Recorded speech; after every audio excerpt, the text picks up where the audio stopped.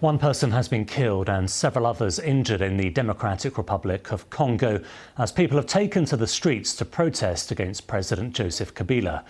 Demonstrators defied a ban in many parts of the country to protest after Sunday Mass and were met with live bullets and tear gas. Well, let's get more now from Vava Tampa, who is a founder of the campaign group Save the Congo. What more do you know that has been going on in the last 24 hours? It's really difficult to say precisely what's going on because people have no access to the internet or social media or other means of communication.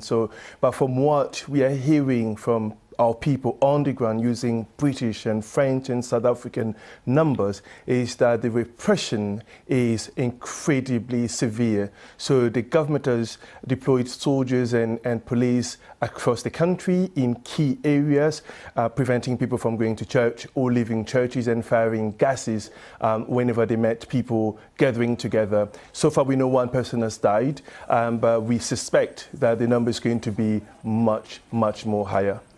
Do you think the situation is getting worse? Oh no, yes, absolutely. Kabila is becoming more confident in his repression and his brutality against the Congolese people. And this is largely because the international community has been ineffective. Essentially, they have given Kabila a free check, a blank check, to do as he pleased. So he killed people on New Year's Eve. He has done so. He did so again on January 21st, and he's done so again today. And he did so many times before that. And that is one of the things that really, really frightens us, because what we are seeing on the ground is a man who doesn't want to organize elections, a man who wants to cling to power, a man who is killing on his way to clinging to power. And that is disastrous for Congo, for the whole region, and for Africa as a whole.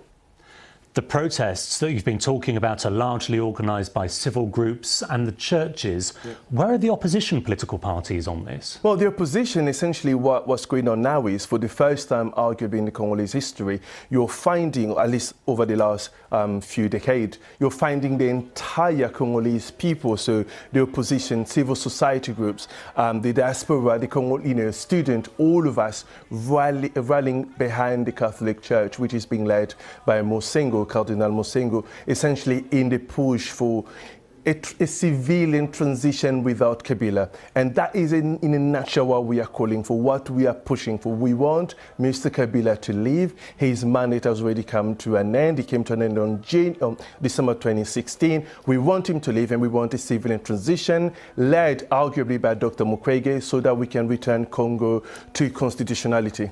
Okay, Vava